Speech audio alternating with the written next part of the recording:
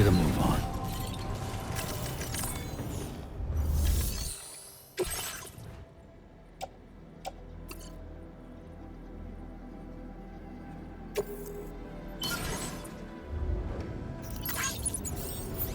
Not enough resources, huh?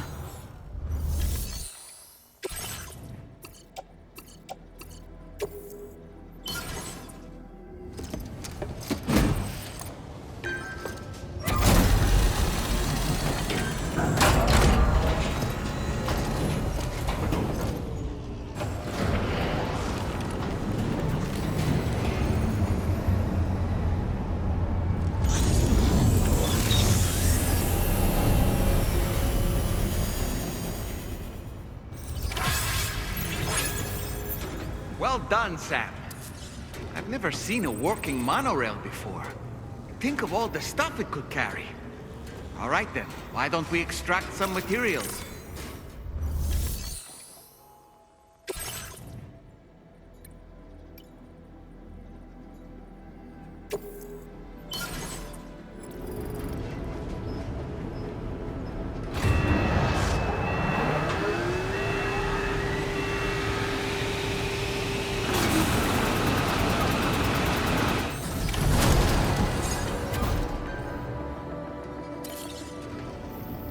Very good, Sam. Now all you have to do is load the extracted materials onto the monorail for transport. Let's begin by accessing that...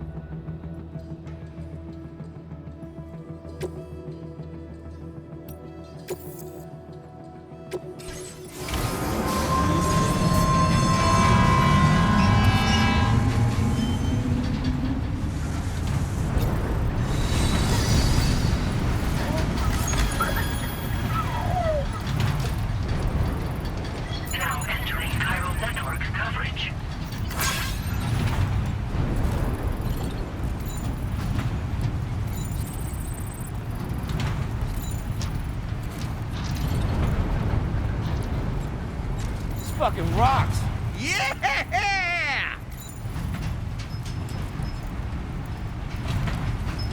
Yeah! Woo-hoo!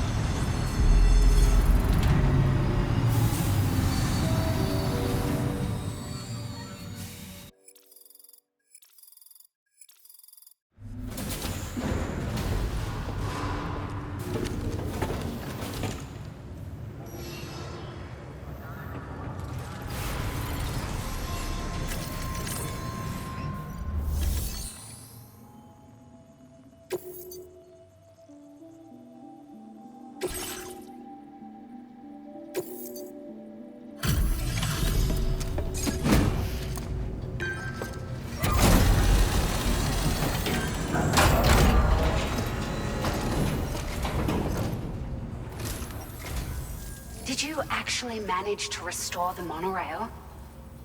Awesome! With it back up and running, you'll be able to transport materials from the mines. Right. Sorry. Let's take a look at these materials you brought. Would you look at all this? I think it's safe to say we'll have nothing to worry about for a while.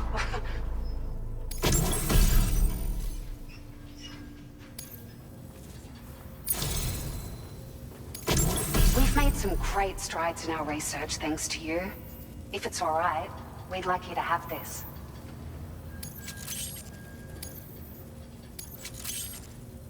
Just wanted to let you know that we're increasing the amount of materials you can withdraw.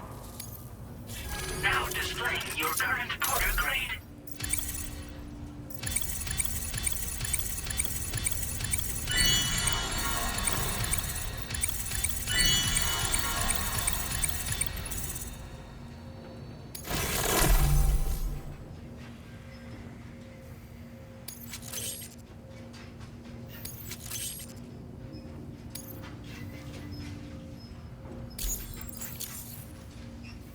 Oh, here's a little something extra as thanks. I got them just for you. Figured they'd suit your style. They sure weren't easy to come by. A real collector's item, I hear.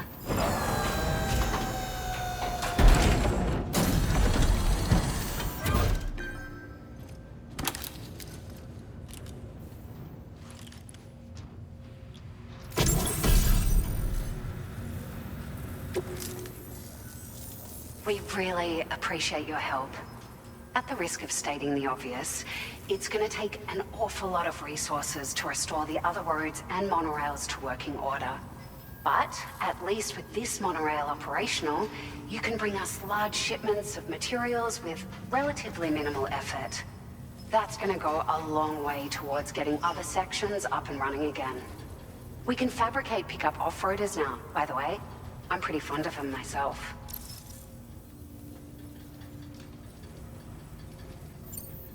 Sure. The monorail network was extensive and once stretched across a good chunk of Australia's coastline. But repeated exposure to timefall has seen it degrade significantly. And with the constant threat of BTs and armed groups, it's not been possible to repair the damage. If you happen to come across a track layer, be sure to feed it any materials you can spare. Even a small contribution will make a difference. Anyway, just something to think about. We're so grateful for the assistance, Sam. You've been a ray of sunshine on a cloudy day. You managed to save the day, Sam. The people here now have more than enough supplies for their needs. They should be able to prepare cargo for the next delivery too. But first, I have some information to share with you. About Lou. Return to the DHV Magellan so we can talk. Order completed. Well done.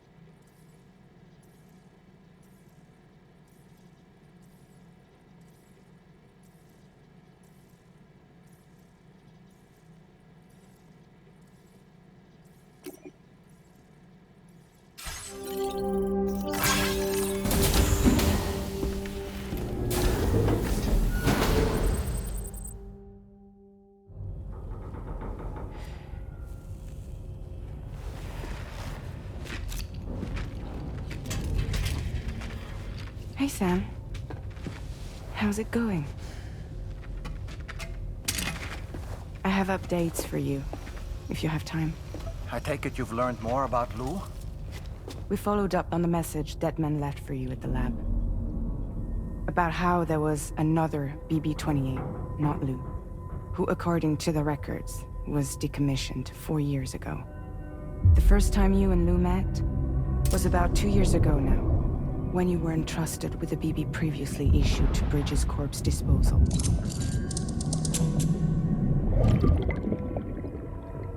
And together, the two of you made it all the way across North America. Deadman and everyone else at Bridges, they all called Lou BB-28. Right. Because that was Lou's serial number. You see, we found the records for the BB storage facility. By cross-referencing the data, we confirmed that after BB-28 was decommissioned 4 years ago, Lou was assigned the same designation and placed into storage. So what you're telling me is that instead of getting a new serial number, Lou inherited an old one? As for Lou's mother, following the C-section, it seems she passed away. And that, pretty much, is the extent of our recent discoveries. Without a still mother to provide support, it makes sense that Lou was kept in reserve. But we still have no idea who approved the serial number reassignment, much less why they did it.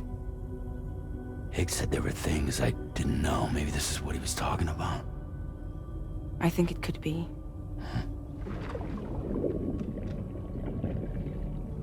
I want to know everything about Lou. You're playing his game, Sam. Chasing after the past is what Higgs wants you to do.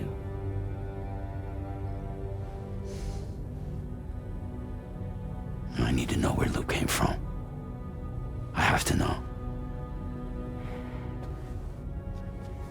If you're sure, Sam, I'll keep digging.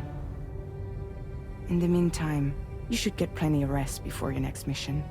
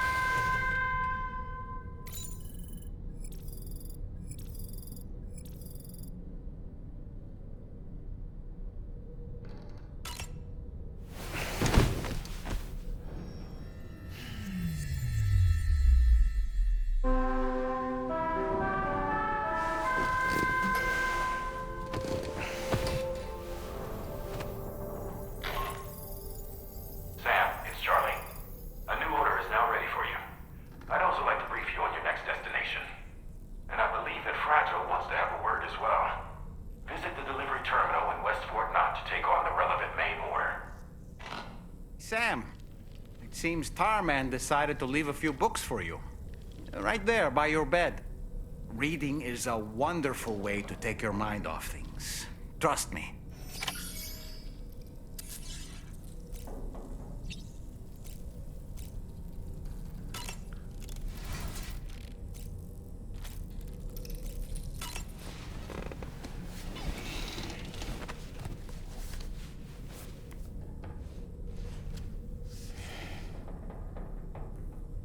That's Tarman's son. He must have placed a photograph in here for safekeeping. This is an important memento. Why don't we go and take it to him?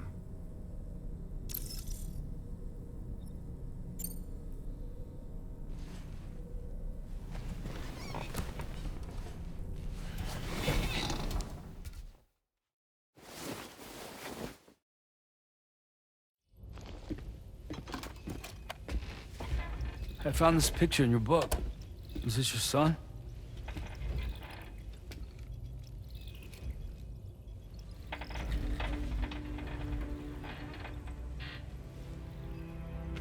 Thank you. Yes, He's still out there somewhere, borne along on the currents, with this right hand of mine.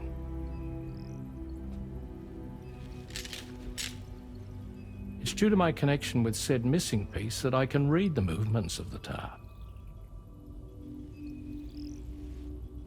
Something akin to a phantom pain.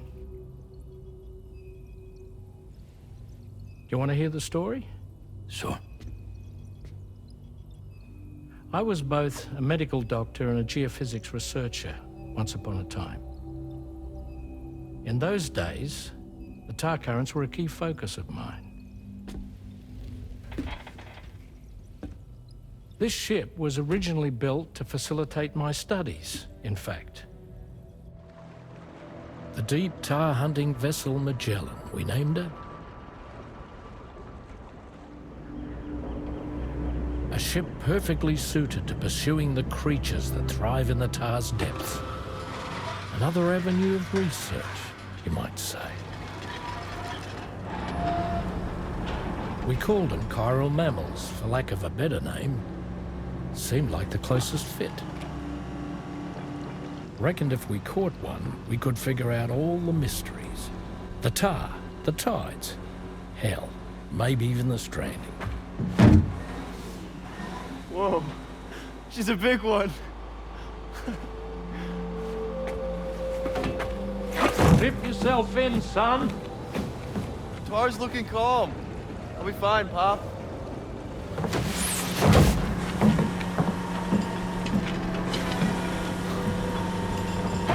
You seeing this?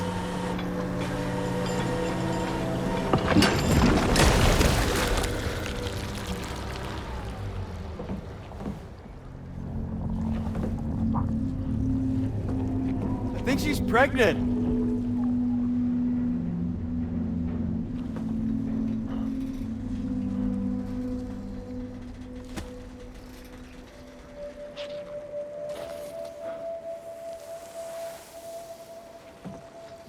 Hey, Pop. This is weird.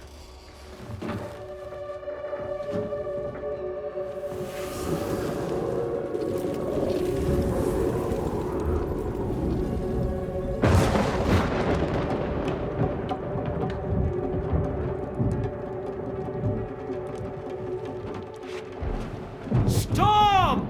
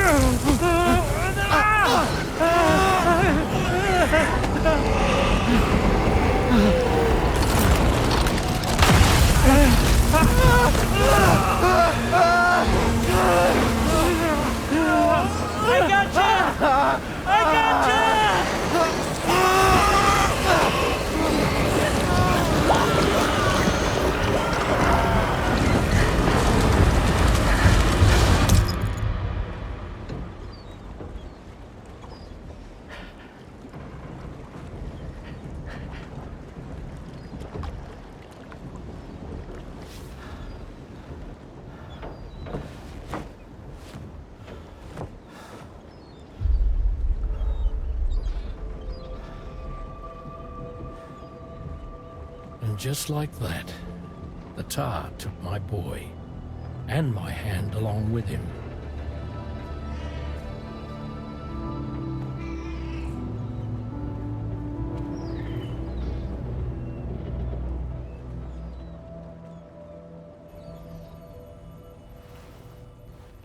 At first, I thought this little guy was my son reborn.